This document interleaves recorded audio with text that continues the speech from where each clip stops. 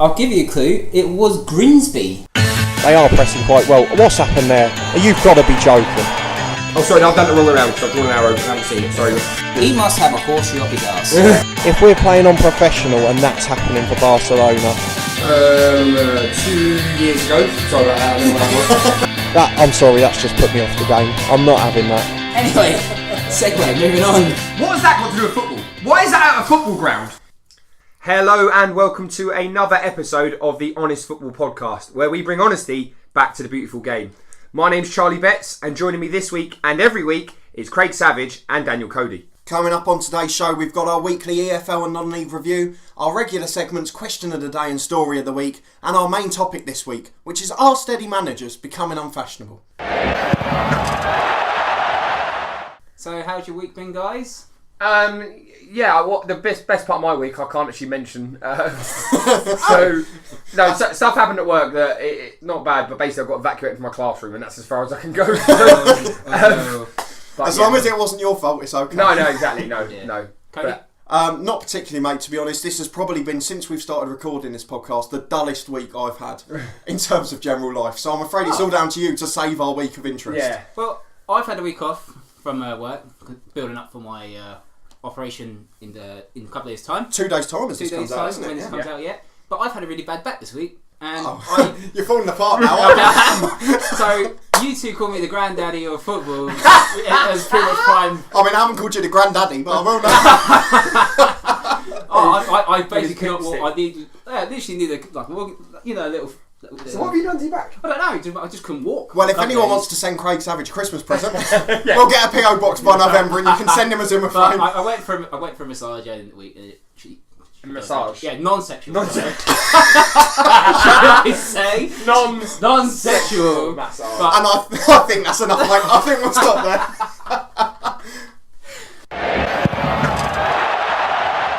So we start within the Championship, and Adam Reach for Sheffield Wednesday is probably making his own goal of the season campaign with 2 wonder goals against Leeds last Friday and West Brom on Tuesday. Which I very much enjoyed until the EFL used it as an advertisement for iFollow. Oh, not that. There we go. So there you go. We talk about bringing Charlie into these debates. So go on, son. No, every week, if you go on Twitter and you put the hashtag iFollow, it's never anything positive about it. Well, there was one man who was watching it abroad somewhere who obviously paid. Yeah, that's but within the UK. Within the UK. Exactly. But it was available abroad before. So.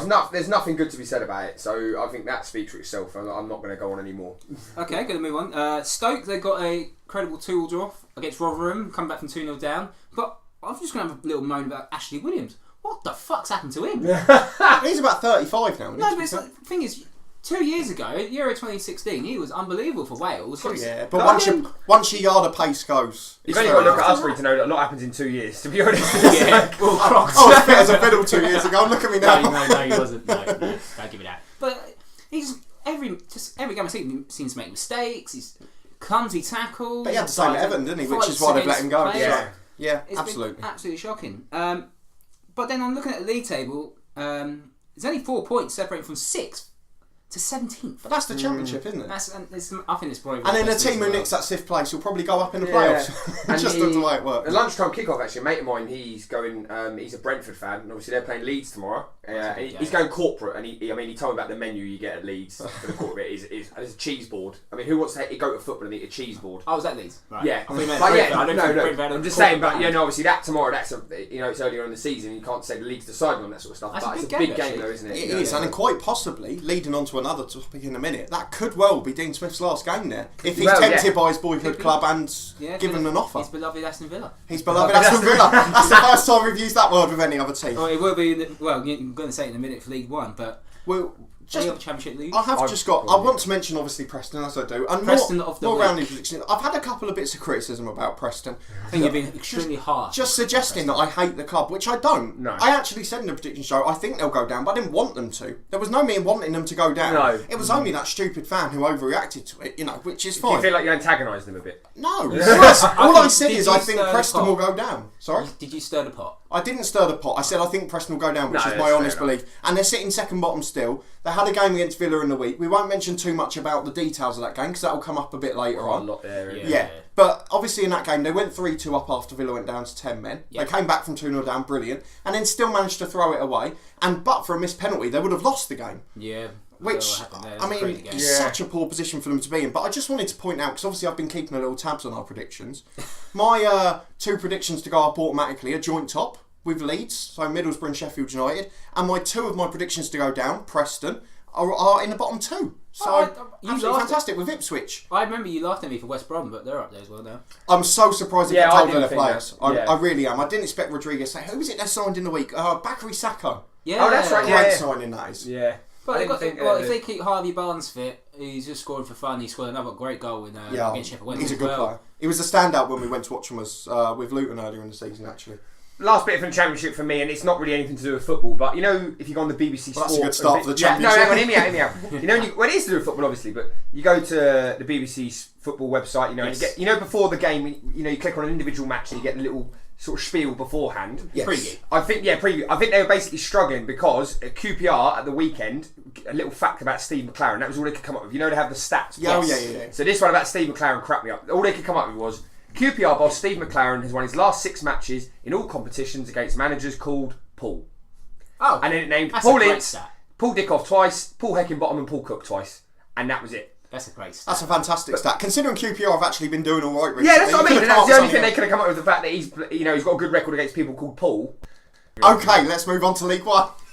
Yeah, looking at the table again, Accrington, 5th in the table. They've got a great win against Doncaster. Where have they come up at? Because I tipped them to go down. I think you two might have tipped them to go down. I think I did. I don't think I But did. I don't think I did because I think I had an argument with you about it. Yeah.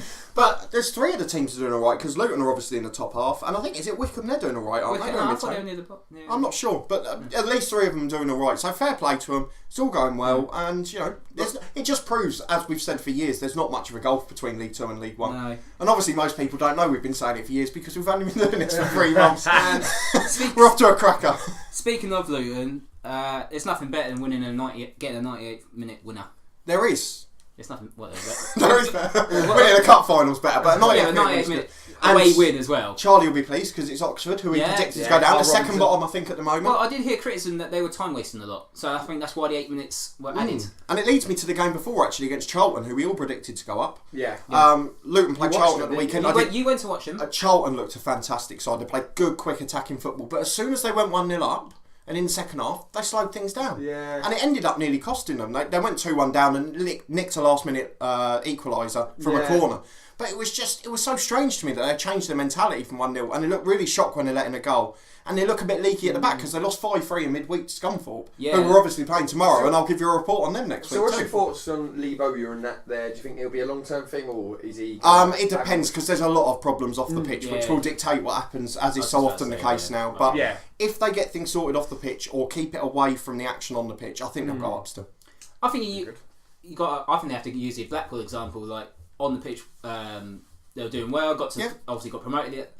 Totally distracted away from the off the field, and obviously got promoted. So if Charlton do that same way, they can obviously get promotion again. So it'd be nice to see Charlton back in the Championship. It's 2 people. One of those bigger clubs that we mentioned with the ones that couldn't fall, you know. But similar to what we say with Aston Villa this year and Ipswich, you know, Charlton have done it among many other clubs. Yeah. Speaking of the bigger clubs, Sunderland took over 4,000 away to Coventry.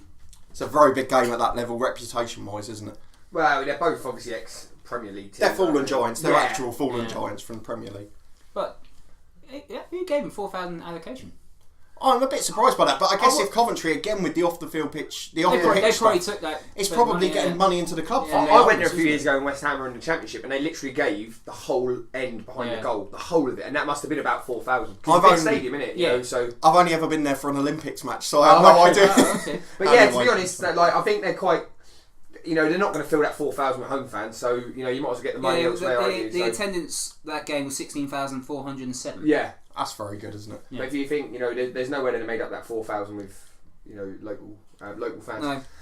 There was some other news. Sorry, go back on Sunderland, but there were fans abusing the statue of Jimmy Hill. Oh really? Yeah, it's just, which is a bit to sad. be honest, the shame is the minority ruin it for. Yeah, you got 4,000 fans. That's long trip. It's always the minority, and Yeah. the more we focus on them, the more As I say, attention they'll get and the that's happier they'll be. So let's just completely Don't do it, Sunderland fans. AFC Wimbledon, I don't know if you saw the highlights during the week, but they were playing Bradford City and they were given in a nutshell, Andy Bartram, I don't know if I'm pronouncing that right. Yep. In a nutshell, you definitely said right, didn't you? There we go. That's one. So anyway, we'll put it on our Twitter page once this is released. But he goes down the left-hand side, goes to cut inside. He's at least, and I kid you not, 3 yards in the 18-yard box. You said 4 earlier, so I'm sure it'll be 2 at most. I kid you not, he's at least 3 yards, maybe even 4 in the 18-yard box. He gets scythed down by the defender. Referee gives a free kick outside the 18-yard box, right by the byline. Yeah. Not quite the corner, but by the byline. It is the most blatant penalty never to be given that I have ever seen. And you just please watch it, honestly. So it was in season 1 where you said let's not abuse referees, and now you're saying watch this video. I never said abuse him. I'm just saying that there was a clear error. To be honest, I've had that same thing where I've been fouled in the penalty area and the referee's given a free kick. And there was video evidence as well. It's actually on YouTube. With all due respect, I don't think you were this far in the penalty area. I was. Trust honestly, me, it's on YouTube. We'll put that link in the description on Twitter as well. And the other one was Anthony Grant of Shrewsbury. I don't know if you saw this this week. No. So midweek they had a game, drop ball. Yeah. He goes to knock it back to the goalkeeper because it was after an injury, etc. Slices it, smashes it straight into the face of Walsall midfielder Isaiah Osborne. Knocked him out and he got taken off on a stretcher. Jeez. Oh, Jesus. I mean, keep it light, mate. No, but honestly, if you watch it, it's horrendous because he's only about not even 10 yards away. He just absolutely drills it to knock it. So he's on the halfway line to knock it back to the keeper. Let's get this clear. It was unintentional. Unintentional. But I mean, he literally, you see in the bloke, it's like he's been punched. He gets knocked over. And hopefully, Isaiah Osborne's okay. I've checked. He's okay. Good. It is. He got taken off on a stretcher. Okay. Yeah, that's my League One stuff. League 2, and there was a managerial casualty. Dean Austin got the sack from Northampton Town. Yeah. He's been replaced by Keith Curle. Don't like to see managers lose their job, but that's a very good appointment. If you are going to sack your manager, you have to make a good appointment. And it will come back to our topic later on, I think, where Keith Curle is one of those sort of steady managers. And I think he'll do a really good job there. But Northampton have made the mistake a couple of times, and hopefully they've got it right now. Even though Charlie doesn't want them to because of their I follow debacle. But I'm not saying they should get what they deserve, but I think to be as greedy as that in that situation is not good. But you can't let them define the club. Can I make another comment on managers? Obviously, I know Craig's going to in a minute, but there's been Manager of the Month awards handed out since our last episode. Yes. Now, in League 2, the winner was Newport manager Michael Flynn. Well done him. Now, well done him. They've had a good month, but I don't think any manager should be able to win Manager of the Month if you've lost a home game 6-0 during that month. Yeah, I agree on that. That's the thing. He had a good month, and I know it's their only defeat in the month, I think, but it's still 6-0, and it's a home to an average a team that's not going to finish above mid-table. And Yeovil, since that game, because I saw you pulling a face at me there, Craig, which I wish we were on camera for moments like this. The 4-game since, Yeovil have picked up 1 point. Yeah, well. But I agree to a point, but if you're outperforming, I mean Newport County, I don't know. They're still up in the top 3 to be fair. Yeah, and you never would have. Well, none of us called that, did we? Do you know what I mean? So no. What does one bad result, and it obviously was a bad result, does that define your month? It's just strange because when they post the Manager of the Month, they have the results on the screen. So they have the 6 or 7 results down there, and it obviously says 0-6 at home to Yeovil, and it just looks a bit strange. When you get set he's won 5 games in a row, and then you look, where did you do that 1 game to? I lost 6-0. It's just because it was in the middle as well, wasn't it? It feels like the start would have looked okay. Could I move on to another team who are flying above expectations in League 2? Go for it. Forest Green Rovers are on course to be invincibles this season. They are unbeaten after 11 games. They've won 4 and drawn 7. Absolutely flying, doing brilliantly. Only 9 goals against, which is the joint second best in the league. And they've been an absolutely fantastic form. I think Charlie might have mentioned them as one of his 3 dog shit teams to go down at the start of the season. To take a quote, I don't agree with it. No. I'm not a big fan of the club. You know, they're not in terms of stature yet a football league club, but if they keep performing like that, they will be in no time. No, they're quite interesting club, aren't they? Because their new proposed stadium is made entirely out of wood. They're basically trying to be a green club, aren't they? Yeah. Sort of thing. I think they're doing vegan meals and things like that, aren't they? They're very sustainable. Have you seen the back of their shirt as well? I haven't. They've got 3 stars on there. But only one of them's coloured in. It's basically to track their rise to to the top. They want to get to the top, obviously. So they've got like 1 star that's coloured in, and they've got 2 faint stars next to it to imply whenever they win the league. I thought it was for one they've won 3 Champions Leagues. No, exactly not. No. I'm not. So I quite like that, but the granddad of football's sitting here, so we're never going to get away with that one, are we? Doesn't make any sense. Harry Kewell beat his old side 3-1. Yes. It's a shame if Crawley's manager hadn't been stolen from them, they would still be promotion So contenders. they probably would have won 3-1. But not to count you out the relegation zone, I think, which will please you too. One fun thing for me on I've League got Two. one more. Macclesfield, they haven't won a Football League game in 34 games. 34? Yeah, it's since obviously before they got relegated out of the National League, to the National League. But that is largely because they had a shocking run before they went down. But it's, so it's a bit harsh. What they had about 8, 9. 11 games. 11 games now. So they still haven't won since they've been promoted. So, but they were a minute away from winning on Tuesday and lost it and conceded 96 minutes. One of the things we have to say is, again, a bit similar. We mentioned it the other week with Cardiff going up from the Championship. You've basically given them a free year in the Football League. Yeah. They were never expecting to go up last year, and they've gone up out of nowhere, and now the manager's getting criticised because they're losing every game. Well, it's a new manager, so... Oh, it is? Sorry, you're right. I have no defence. I've got one more point on League Two, and it's one that I've seen today. It's another one that links back to the cost of football, and I'm going to mention it at least 3 times today due to other stories. But Oxford Oldham Athletics players have threatened to go on strike over unpaid wages. Go on strike? Their wages were not paid for September, according to BBC Manchester Radio. The League Two club have said they won't be commenting at this stage, which is a bit strange. They were relegated last season, obviously, from League One. They've had a decent start. They've only lost 2 games so far, and they're looking to stretch their unbeaten run to 5. They've become draw specialists. They've drawn 3 in a row, and I just was interested to get your thoughts on it, because obviously we've mentioned the cost of football a few times. And how do you think it's going to end, I guess? I don't know, it's a very good question, to be honest. And I like putting you on the spot, because I had no idea you were going to ask me that. No. No, I think, to be honest, in my opinion, if I go on strike at work, that affects a lot of people, regardless of whatever situation but it also, you're in. we're talking about a level again where you've got mortgages to pay. Yeah, that's we're not true. talking about people who are on 10 grand a week. We're talking about people who are on at most £1 a week. My not beef, but my thing is what's the actual effectiveness of a strike? Do you know, is it really going to solve the problem? But there's one other problem with this, administration. particularly talking about the fans off the pitch. They were visited in November last year for a winding up order by Her Majesty's Revenue and Customs, and they've had a winding up petition in each of the last 3 seasons. Yeah, and they were taken over by a Moroccan businessman in January, a new owner, and they're in this position for the 4th year in a row. I mean, how long can that go on? How long can you run that unsustainably? I'll be very worried as an Oldham fan. I really would be. And I predict them to go back up, so I'm quite worried as well. But maybe, as silly as it sounds, maybe going down would be the best thing for them. In the sense of, the operating costs of National League. Yeah, but I mean, 2 in a row, that's a huge change, and you'll still have players on those bigger wages and things like that. Can we move back to my forte of non-league? I remember at the start of the season when our prediction showed that you really didn't want this team to go up, but that team, Salford City, are top of the National League, Cody. Yeah, and can I say, it wasn't that I don't want them to go up, I hate the club and I hate everything. No. I hate the way they're being run. If that Malaysian businessman gets bored and goes, that club is unsustainable. Whoever takes over is going to end up running at an operating loss, and they're going to end up in big trouble, which is going to link to a team I'm going to mention in a little while, which have tried to stay professional and ended up in that position. And I just think it's a bit of a worry. We've got to think about sustainability. I don't have anything against Salford as a club. Despite the fact that Gary Neville seemed to think I did when I sent him a tweet, but I don't have anything against them. I just want them to be sustainable. Did he reply to you, Gary Neville? Yeah, you got in the right strop. No, he didn't. Did you? There was a few people. He was just biting at absolutely everyone. Okay. But I just wanted them to. I just pointed out that you're not sustainable if you guys leave. The club is not sustainable, and the fans will suffer. I don't think they'll leave. I hope not. But the Malaysian businessman's unpredictable. But the 5 players, I don't think. No. Sutton United. I don't know if you saw that. They beat Leyton Orient. Yeah. On the flip side, though, worst news. So it was quite bittersweet. Superstar striker Tommy Wright ruptured his Achilles, out for the season, meniscus. I think he's ruptured 2 ligaments and his meniscus. Do you know? Done for the year. It's funny. Do you know who scored the winner for Sutton against Leyton? I don't know who scored for it. Jono Junga.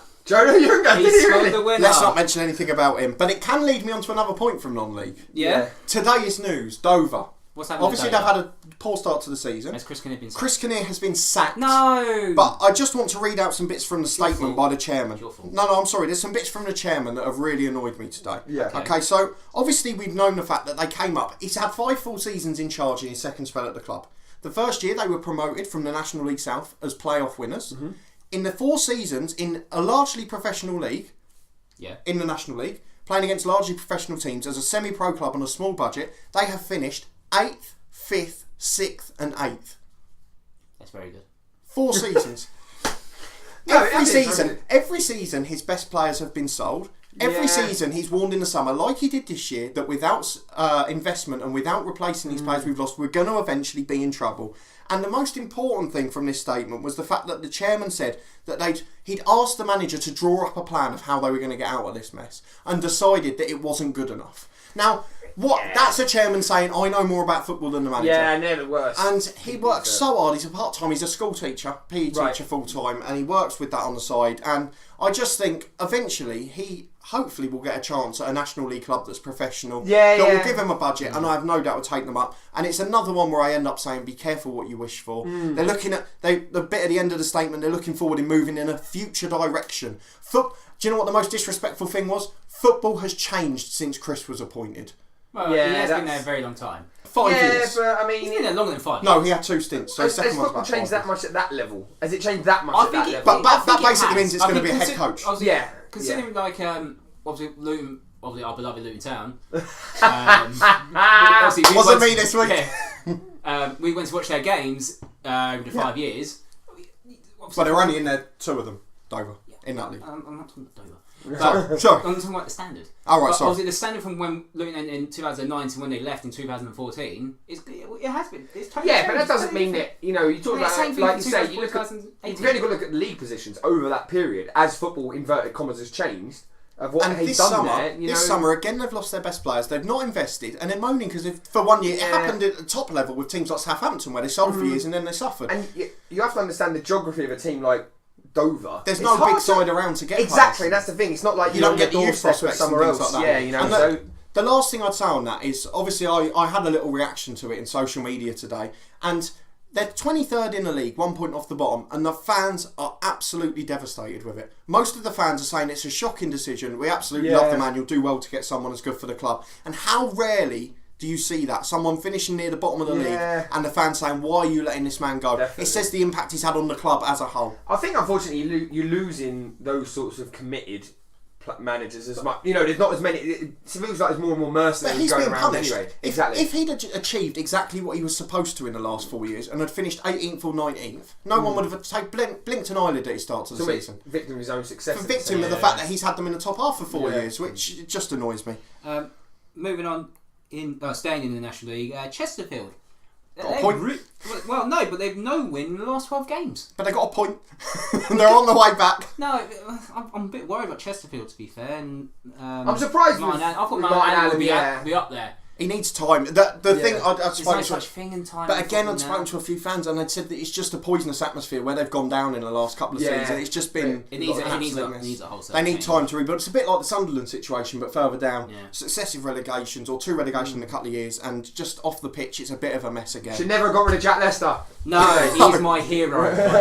I've got one more point in the National League, and I thought I'd end on something positive, as I only ever moan about teams in financial ruin. Solihull Moors. One of you predicted them to go down. Don't know which one. Was it Charlie? He said goalkeepers should not be good as managers. I did. That's Tim Flowers, isn't it? Tim Flowers. They've had a decent start to the season, and people have thought the bubble had burst when they lost 2 in a row in mid-September. But they've won 4 on the bounce. They've scored 10 goals without reply in those 4 games. I know 3 of them were against bottom 4 teams, but you can only beat what's put in front of you. They're 5th in the league again now. Doing an excellent job. Doing brilliantly. Harrogate as well up there, back to winning ways against Boreham Wood. Mm-hmm. All looking good. And Dagenham, who I predicted to go down, struggling in the relegation zone. Don't worry, he loves lording over these blooming predictions. He does. In October. Because I am winning by such a long way. In October. But he hasn't told us our scores. No. I think I'm struggling. They're mostly wrong. Okay, north or south are you going to go for, Cody? I'm going to go to one that links to both.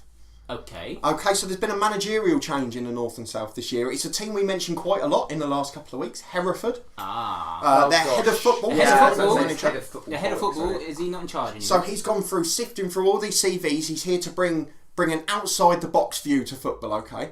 Who's he appointed? Manager. The man he last worked with from Gloucester City, Mark Richards. So Mark Richards has joined them. He's been reunited with Tim Harris. Tim Harris was the manager at Gloucester City before. Who was his assistant? Mark Richards. So that's the outside of the box. He basically is looking for footballs. You might have been right, because he certainly hasn't been looking for a manager that he's never met before. He's been looking for mitre footballs. So yeah, that's the change. Obviously, he's gone from Gloucester in the National League South, and he's gone up to the north to manage Hereford. Hereford, before that appointment, or just after, but before he'd taken charge, lost 3-0 in the week to Chester as well. Yeah, Chester. Chester Chester are coming. Salford, Bernard and Morley and Anthony Johnson. So yeah, they're always going to take time as well, and they're starting to come back up. Which I had one other point on Gloucester as well. It wasn't the biggest story at Gloucester in the week, and I'm really glad, because they could have made a meal of it after losing their manager, but they put a lot of focus on this. He's become actually one of the caretaker managers at the moment, and his name is Tom Webb. Tom Webb. Club man. Webb. No, Tom Webb. He's a 34-year-old. He's had to retire due to a serious knee injury on medical advice, but he's been a one-club man there. He's made 718 appearances. At the age of 34, that's some achievement. It's like me. He's caretaker manager at the moment, but he's got him and one other guy who's been there a long time, and they've talked about bringing in a manager or someone into that role where Mark Richards was, to help those two become future managers of the club so they can keep them there long term. Which I think, obviously, as my moan about Dover, they're going in the opposite direction, trying to keep people in the club, which I think is a really great idea. I just wanted to say well done to them and well done to him, because that's some achievement. Yeah. North?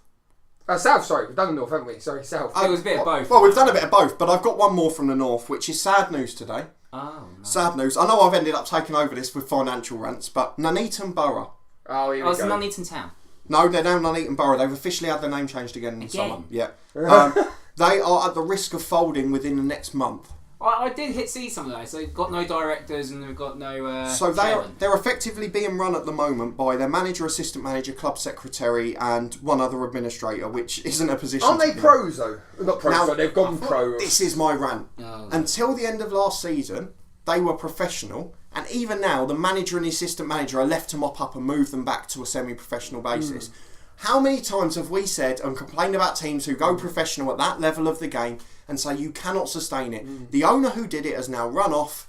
No one's left there to pick up the pieces. He doesn't have to deal with it. They're going to change back to semi-professional, but it just proves you can't run professional at that level. And I really hope teams like Hereford and Altrincham take a look at what's happening there before they make their decision, because they're having to disband their academy and things like that if they don't get investment in the next month. The manager and assistant manager basically said what we've said in the last season. They've just absolutely slated the thought of staying professional at this level. It's not sustainable. The club's been financially mismanaged, and who's suffering? It's the fans and the players that are left there, and it's just such a shame again. And any other news? There is one that Charlie will take note of. I'm sure he's already seen it, but in Tier 8 of English football, Heybridge Swifts have appointed West Ham legend Julian Dix as manager. Julian Dix, what a guy. Isthmian League North at the moment, but hopefully he'll be able to get them back on the road up. I wanted to mention the Northern Irish Premier League because we're watching it as we speak, and there's just been a goal, but we're not going to commentate on that. We're watching Crusaders v Cliftonville, but it does mention that that they've announced a rights package on free-to-air TV. Yeah, so BBC Northern Ireland, so we can watch it in the UK, and they can watch it too, which is obviously a great thing. Ballymena are on a couple of weeks. And also there's a game on Monday on Sky Sports Football. Absolutely. One other quick thing from lower leagues is Droylston's match was abandoned due to floodlight failure in the week. I love floodlight failures. We do love it in terms of its drama and all that sort of thing. But obviously, when you're travelling, when you're playing, and more importantly for a club at that level, the cost of replaying the game is huge. Well, the cost of even having the floodlights is exactly. And last but not least, I'm back to the German lower leagues as usual. It was the Hamburg derby last week. Hamburg v St Pauli. It's a huge thing politically, but we'll just mention on the football side of it. It was one of the worst 0-0s you will ever see. I mean, it just. I will be honest. I still loved your story last week about the cows. that really was brilliant. Oh, that's probably one of my favourite stories of the week. Well, speaking of it, what is it time for, Craig? And now it's time for Story of the Week.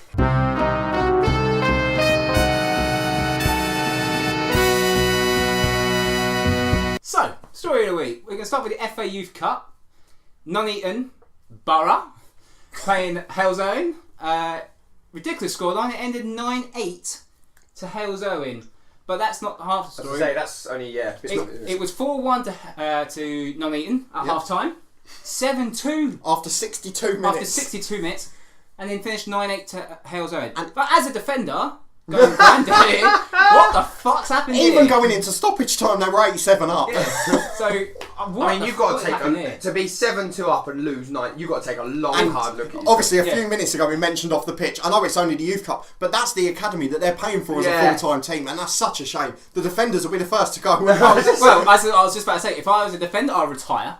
If I was a manager, I'll go. As a striker, though, I'll be I'll looking for a club. He might get a run in the first team now, mightn't If he? I was a non-eating striker who scored 5, Oh. how can you go home and go, I scored 5 today, but I've lost 9-8? It's not 5 I aside, think any for God's sake. game... It's Sunday league stuff, isn't it? It's embarrassing. Any game where you score 8 goals and lose a game, it's baffling, isn't it? Yeah, it's a head scratcher. The fact that statement's probably never been said But is enough of it. But credit where credit's due, fair play to Hellzone, come back from 7-2 down. Most teams give up at 5 goals down. I mean, I played the game where I was 4-1 down and won 5-4, but even that was quite a yeah, but we're talking Sunday league amateur. Exactly, yeah. I've got a story of the week, which involves another youth cup, but it's the Welsh FA Cup. Okay. FA Youth Cup, sorry. It's just quite a nice story about community, really. So there was a. You love this unity. I do, yeah. I hope there's a Mexican wave involved. There's not a Mexican wave, no. Check out the midweek rats. The actual game is being played today. The podcast is going out, so it's Saturday. It's a team. Now, forgive me for the pronunciation, because the team is YNYSDDU. Now, my dad lives in Wales. He assures me it's Anisadu. Okay, that's how you pronounce it. Anyway, Anisadu Welfare is the name of the team. Now, they have a first team that play in the sort of. I think it's the League One of the Welsh League. So they're not professional. One of the Alliance Leagues. Yeah. Yes. But in a nutshell, they don't have a youth section. There's 2. Yeah. They don't. For anyone who doesn't know, we're doing it in a nutshell count from now on. Beloved nutshell counts. Right. In a nutshell, no. They basically have they have a senior team, but they don't have a youth team. Okay. But there was a clerical error in the Welsh FA where they entered a youth team from that club into the Welsh FA Cup. Okay. Oh. So they never had a youth team in the last I think years. I've seen this story, yeah. So they basically had 2 weeks to get a team together. Right. And they put out loads of things on Twitter and things like that. So it's like the Slough Town goalkeeper, but times Something 11. like that, but yeah, basically try and get a squad of 16 for it. So the game's being played tomorrow, and I think it's quite interesting to see how they get on. But they've had lads come over from Northern Ireland, from Scotland, from parts of the west of England. They might actually end up with one of the best teams in the That's what I competition. mean, yeah. That's Although they'll be able to travel but the for every problem game. is, because they didn't have a team, they're not in a league. So this is just a team purely for the Welsh FA Youth Cup. So this is like a hashtag. No, more of like when you get these charity games like World 11, it's a bit like that really. If they go out in the first round, they won't play again. If they win, fair play to we're going to have to keep tabs on this. I'll tell you, they had people come from Essex. I mean, Essex to Wales, and And can we just say, if they get to the final, I think we have to find a way to go and watch that. Yeah, 'cause definitely. That could be one of the greatest footballing stories. I'm available though. If they get through, by the way, Not by then, they've you won't got. This is the best bit. If they get through, they've got Cardiff or Swansea in the next round. Oh, what a story! So if they get through that, I mean, that'd be unbelievable. So we'll keep an eye on Best that. of luck to them We'll tomorrow, mention that today. next season, But next week. Let's be honest, lads. There's only one story of the week, isn't there? Yeah, it contains produce. Yes. We'll let you talk about this because it's your specialist area as a supermarket worker, isn't it? Yeah, but that's actually not my particular area. But you're closer than us, let's put it that way. So the game was Aston Villa versus Preston. Aston Villa gone 3-2 down. After leading 2-0, going down to 10 men. Safe to say the fans weren't happy. Safe to say the fans weren't happy. So you vent, you get angry. So what do? You throw some fucking cabbage. You throw a cabbage at the manager. We've seen ripping season tickets. I've seen season tickets being thrown at managers. We've seen leaving early. I've just seen vocal. But how do you get a cabbage into the ground? I don't think it's even the handbrake. It's why would you take a cabbage? Why would you? If you're I've seen a pig's head being thrown at players. With the greatest respect, if you're a steward, why would you stop someone bringing a cabbage into the ground? That's true. In what world do you think this is going to be used as a weapon? Of all the things. On the flip side of it, as a steward, in what world do you think he's going to eat that at half time? Who Who brings in a raw cabbage? I mean, the only thing I know of a story of that's weird, not quite as weird, but I mentioned it earlier, in Northern Ireland there was a local derby between Ballymena and Coleraine, and Ballymena are known for their agricultural. Who was the away team, sorry? Ballymena were the home team, so Coleraine were Coleraine. So they're Ballymena are known for their agricultural sort of side, so they're known as sheep something. That's sort of their nickname to other teams. Oh dear. Okay, Yeah. Make sure it's So sensible. yeah. But just totally off topic, I saw a sign that actually had "Don't do that." Yeah, on a road exactly. sign today. It's So, from Northern Ireland. But in a nutshell, the Coleraine fans threw a lamb shank onto the pitch as well. So not quite Why cabbage. waste a lovely But again, lamb shank? similar question: who brings a lamb shank into football, and how do you get it in there? Probably corporate. Well, I would say corporate, but that's not going to happen at Ballymena. No, gosh no. I mean, it's And not going a to happen bone- at a Villa, bone is it? sharp. To get close enough to throw a cabbage at Steve Bruce, you're not going to be in the corporate bit, are you? I mean, it's way up high in the Well, stand. yeah. So, I just don't understand why you bring a cabbage or a lamb whoever shank to you are, football. it's the cabbage man. The police are onto you. But if you listen to this podcast in prison, fair play, mate. So we're going on to our topic now on steady managers, and Steve, obviously going on about Steve Bruce getting the sack. And there's been a few already, haven't there? And there's been about 20 now in this Football League and National League. Despite the fact we're in the first week of October. Yeah, it's quite ridiculous. Crazy, isn't it? But are steady managers getting the opportunity? Are they going to stay that long? Well, what do you mean by steady manager? Well, I don't know. Is it someone who's traditionally classed as boring, in my opinion? So someone who's traditionally classed as not the modern progressive manager, Yeah. one of those old-fashioned steady eddies, comes in, plays average football, gets average results, and does a job. When you say does a job, like whatever that club expects, Meets like its gets them objectives, for playoffs, or rarely whatever. overachieves, rarely underachieves. Yeah. And the reason I want to talk about this now is because of what's happened in most recent times. Now, obviously, this is mainly a lower league podcast, but we often get our topics that start from the top and work their way down.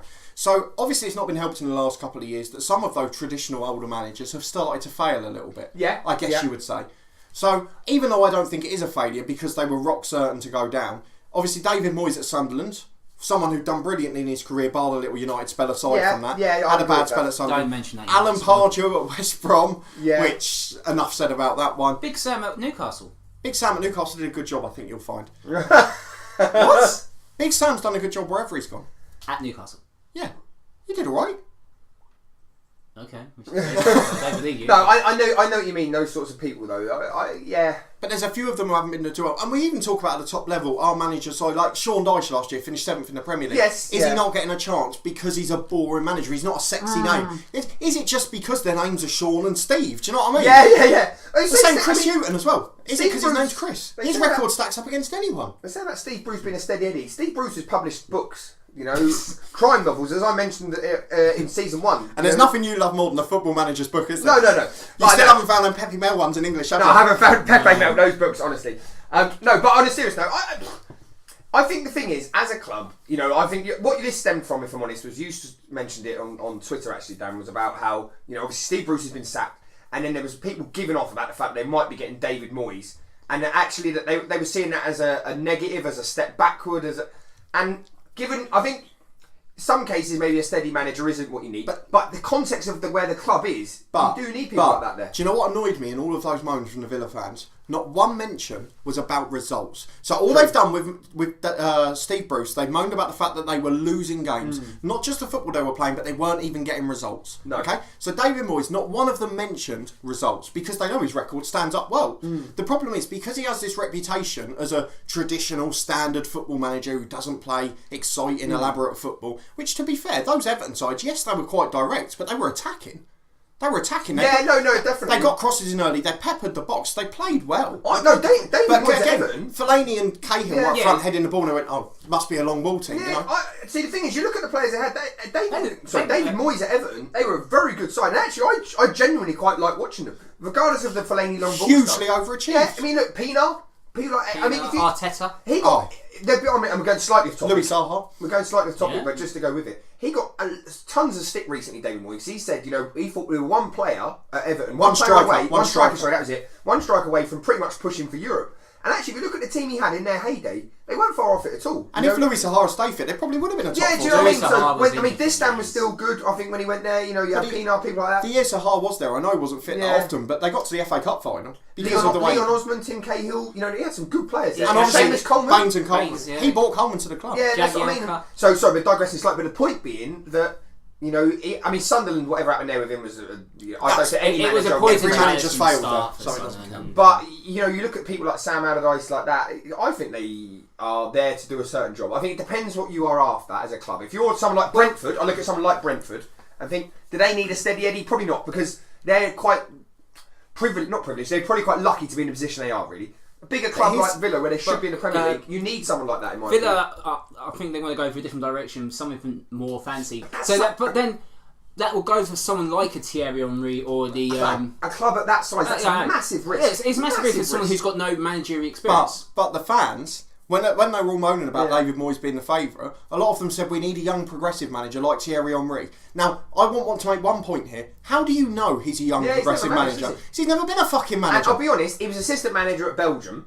I could have been assistant manager at Belgium. Not in a disrespect way, but the players Well, he's the got players he's got there, there, it's Hazard, Lukaku. how- much of it, But this is where I take all the jokes aside and say, is it just because their name are David Yeah. and Sean and Steve? Because Thierry Henry, the only reason they're saying that is because his name's Thierry and he's done a Vavavoom advert. it's not based on his coaching, is it? and Because that's you the have point. no Yeah. idea. No, you see I don't that quite understand often. the argument. And the other ones they were mentioning, people like Kike Sanchez Flores. How on earth are you deserving to get him? Yeah. Again, that's thinking you're a bigger club than you are now. Yeah. They're a huge club off the pitch, but on the pitch at the moment, they are not a big club. I think I I- mentioned it last week when we were talking about before Steve Bruce got sacked. But I think we sort of half mentioned it was probably going to happen soon. I don't know if they're as attractive in a club as what they think they are. As a manager who wants to make a name for himself, is Villa not a poison chalice? It's a huge club, massively underperforming. Is it not the position That's a Sunderland? massive reputation record. Is it not a position Sunderland were in last year? Exactly, yeah. Where you say, no, not But really. off the pitch, there's a lot of. Yeah. There's been takeovers. There's been different situations. They've been close to having administration during the summer, and then it got saved by an owner. Yeah, I think that's They've the got difference. a great club and a great stadium and a great infrastructure, but they are not at the moment. They are not on the pitch a big club. No, because I think, as you said, with all the problems in the summer, I think the team needed a gel. And obviously the games are just coming thick and fast. Do you know It's been what? Saturday, Tuesday, Saturday. I have to But- disagree with you there slightly. Go on, you go Got first, to sorry. think they've had what? They're pretty much no players that start the season until the end of So all the transfer signings that did window. come in came in at the last minute. And Yeah. Steve Bruce had no time to train them into a shape.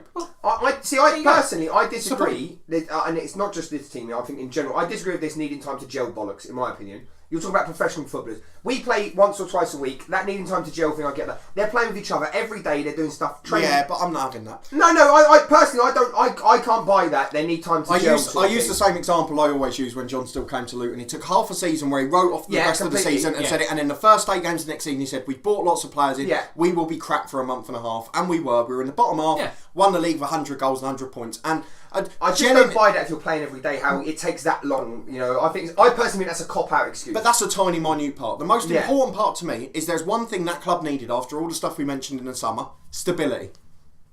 What have they got now? I think they need another season championship, and then next season. Oh, they're never going up this year. No, yeah, that's what I'm saying. In Next what- season, they But again, can go. it's and a go sense of for it. entitlement. If you think you're going to go up this year, you've lost all your biggest earners. You've sold half of your big players over the summer when you were in financial difficulty, and you're saying, "Well, we're going to go up because we were close last year." It doesn't work like that.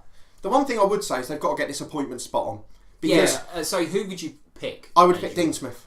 So you're Villa fan, Dean Smith. Do you know why? Because at the moment, the one thing that club needs for stability, it's already lost Steve Bruce, which in my opinion would have been the best option. Yeah. But what it needs is the fans on side now. You need to get 35,000 fans in that ground every game. And if you get a Villa fan who likes to play attractive football, whether they're winning or not, he will get a free pass for a few weeks. My worry is that, in my opinion, Dean Smith is as boring a name as Steve Bruce, and he probably won't last very long for that reason. He's not got grey hair though, so he gets away with it. No, I mean, talk about that really quickly. Brentford are doing well at the minute. Yeah. What's the motivation apart from maybe being? You're a Villa fan. He's not going to Yeah, I That's the only. suppose. Another name who's announced to want to be in the hat is Dwight York. See, that's another ridiculous one. It's Why? Well, he's put his name in. Obviously. Well, I'm How do a you West know? Ham fan.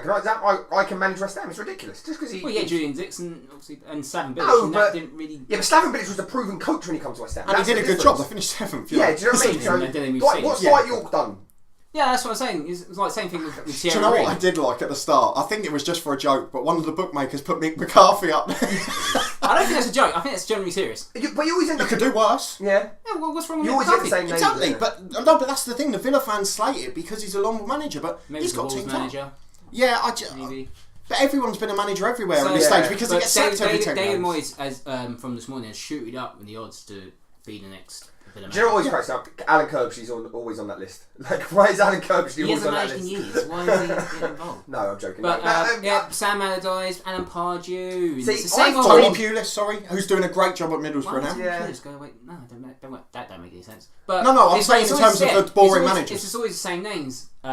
Even in the lower league of the Premier League, it's the same names, and then they always struggle and do shit, and they get relegated. But I don't know. I think Sam Allardyce wouldn't be the worst. I think Sam Allardyce would be a great job. I think he's a perfect fit for them, given what they need. Yeah, I think he's Sam good Allardyce at. is great. And to stop the risk of this being an entirely Aston Villa type, Yeah. going a bit lower down the leagues. Obviously, another one we mentioned is Chris Kinnear today. Yes. And also, another fan on Twitter mentioned a very good point at that time. They said Jay Saunders at Maidstone. The same thing. They'd had a poor start to the season after he came up last year, got them well above where they expected to finish, and then he's been sacked early this season. And I just think the problem is, as we always mention, we start these topics because they were Premier League topics, but we're catching them just as they're coming down to these levels. And a year after we start them, they're going to be just commonplace. It's interesting because I read something this week, particularly about lower league football, and the cost of sacking them. Well, but did you know that? And I know that this leads slightly onto what we're saying, but 70% of first-time managers in lower league football don't get a second job. Yeah, no. And so you do end up with this sort of merry-go-round, but. Are they, so I suppose to flip on its head slightly, the reliable, steady managers, are they taking the jobs of these lads who maybe... But is that because the young progressive managers, I use that in quotation marks, are they getting their first job too early with no experience? Yeah, true. So someone like Omri, not so much Omri because he's done a bit of coaching in Belgium, but people who haven't done coaching before, and then they come straight into a job. Yeah. So say someone like Frank Lampard. Yeah, it's just like I say. If he fails at Derby, will he get another job after? I mean, the only thing is... Gary Neville, perfect example. That 70% thing, that was like League 2 down, sort of non-league stuff. But they're great examples, aren't they? Yeah, that's what I'm saying. Neville will never get another job now. I don't think Neville will want another job. But I think that's it's a lot more high profile. If you're talking about the fellow who got sacked from Maidstone, is that if they get a new manager and this is his first job, they stole the Billericay manager in the end. Yes, but that's what I mean. But is he going to do a better job? And what happens then? Do they bomb him? You met a rod for your own back when you start doing that. But particularly at that level, you've still got that traditional fan base. You've still got lots of granddads of football, But there was trying to sound available for the job. There was a Maidstone fan who answered that and said, "I'd rather have gone down and kept Jay Saunders in the job because he's done that much for our club and he's produced something I never thought I'd see as a small club fan." And that's the sort of thing you forget that the clubs aren't about the football so much at that level. They're about the community. So like the levels what you guys play at and coach at on Saturdays, they're not so much about playing the football. It's about social life. It's about community. It's about having friendships and things like that. And I know saying football is about friendship is where's the competition, but it's such an important part. It's the grassroots game that keeps people playing 11 aside. And without that, everyone will be playing the game that Craig hates. 5 aside. I thought you were talking about Kirby. No, I agree. I don't know. I suppose it's difficult, isn't it? Where do you draw the line in terms of, as a club, what is an acceptable... I guess getting back to the original question is it just a fallacy, or are the steady managers becoming unfashionable now? Is it because we've seen the Premier League going for these foreign progressive managers that we have to have people with flamboyant names and styles? It's not. Yeah, it's the style of football. Like, for example, if Jose Mourinho got the sack from Man United, will someone hire Jose Mourinho because of his style of football? Well, just because of the name of Jose Mourinho. Is it the style of football? Because someone hired Pepe Mel at West Brom. Someone hired Pepe Mel at West Brom. He played awful football, but he had a stylish name. And a stylish Guidolin as well. Guidolin, why did you hire him for? It's just there's countless examples. But you got. It's not the blame. Half it's not the blame on the managers themselves. It's the owners as well. And that's the thing. You can be unlucky. I think as a manager sometimes that the jobs you do take, it just doesn't suit. Unfortunately, the 2 or 3 clubs you've been at, the backstory to it is so bad. It's where the big difference comes in this profession to anywhere else, isn't it? Because normally, if you're talking about standard profession, so let's say where you work, Charlie, at a school, you say everyone who's the head teacher has probably at some point been a teacher. Everyone who's the manager of a business has probably at some point been a receptionist or an administrator in that business. Whereas in football, the chairman really has no idea on the footballing side most of the time. And the problem I have is like that Dover one we mentioned earlier, they seem to start to think that they know better than people who are footballing minds, or they hire a head of football who doesn't even think. So that's where my frustration goes. How can you have a head of football in the 6th tier? I mean, that's the point. As I said to you for the last few weeks, he's just finding football. They've grossly overestimated his job. Hereford, if I ever go to your game and I see you're head of football, I'm just going to give him such a good club, but they've so annoyed me with it. I'm just thinking, just before we finish off, on the other side of it, there's a lot of people who would say that we don't give young managers enough of an opportunity because there's still quite a lot of these... to a point, but that is an argument that could come back at this. A lot of young managers don't, because it's this merry-go-round of the same people going around doing, whatever level it is, whether it's prime example. Championship or non-league.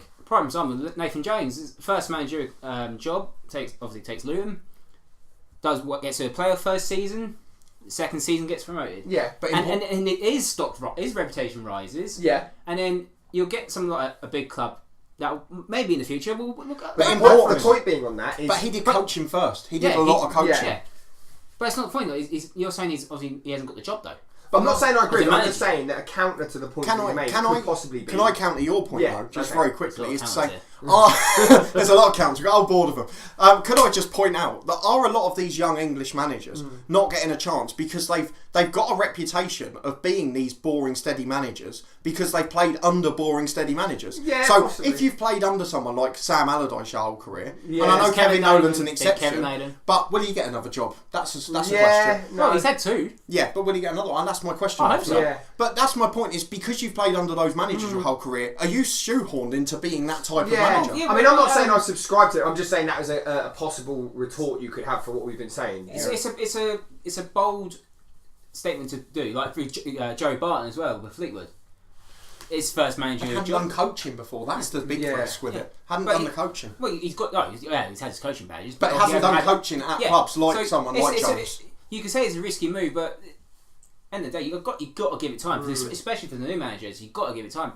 I remember Mick McCarthy saying in an interview ages ago, like, you got to give me, like, if I join half through a season, you have to give me time to at least the end of the season. Because the players need to gel in, don't they, Charlie?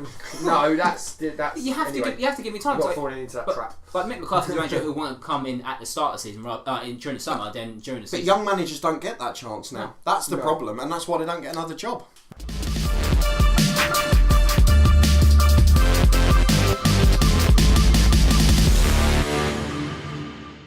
And it's question of the day time, and the score at the moment is Cody 2, Charlie 0. And no one saw that coming. And no one saw that coming. It's really ridiculous. Anyway, moving on. So, Cody can make it 3-0 with this question. Can you name all 8... Is this just for me? This No, it's both. Sorry.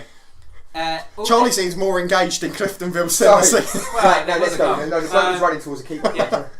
Can you name all 8 Football League Cup sponsors? All 8 Football League Cup sponsors. So the League Cup. The League Cup. Carabao. We'll do one at a Right, time. hang on. So, what are we doing? Go on. So we'll do one each. So if you get this right. See, I know, especially in the 90s. Oh, that's good because Charlie's going to be left with the 80 for now. I was bang on my sponsors. I know my sponsors. So, what happens if we get 4 each, by the way? You haven't thought this through, have you, mate? Really? No, I'll give you a second question. Though. Okay, fair enough. Okay. So Carabao, Cody said. Charlie. Carlin. Yep. Carlin. Oh, we're doing EFL Cup sponsors. The League Cup. Football League Cup, man. I was going through the whole Football League sponsors as they are present. No. Who else have we had?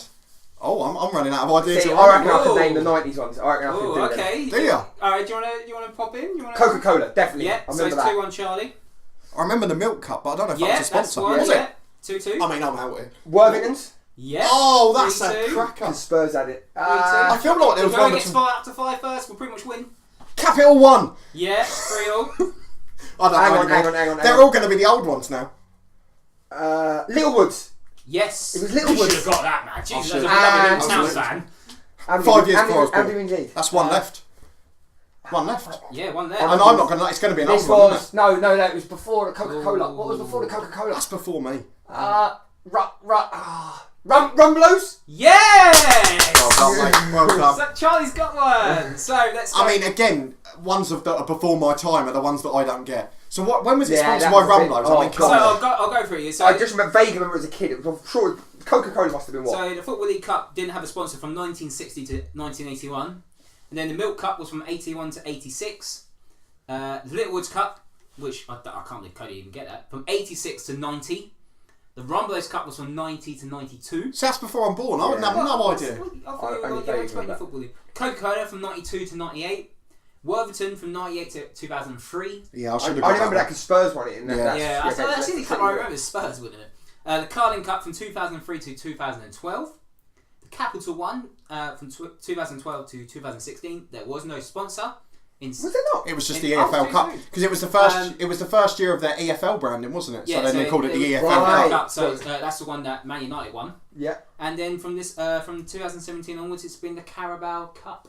So Charlie is got one back. I've got to be honest. I am in terms of like 90s sponsors. Only because I was a kid then, I'm hot on that. Like, you go for any team during the 90s, I reckon I can get most sponsors in the Premier League. Whereas me, I wasn't born, so I haven't got a bloody clue. Oh, you should do your research. No, you're a bit unlucky with that. That was a bit more favoured towards No, my it understanding of wasn't. 90s sponsors. I mean, Well, he did say last week that he hoped you made a comeback. no. No, I mean, I'm just saying, you know. But find out next week if Charlie can come back to 2-2. I doubt it. With another 1980s question. And that's it for today's show. Join us on Tuesday when we have another midweek rant. This week will be about zonal marking. Don't forget to like, share and subscribe, and we'll see you soon.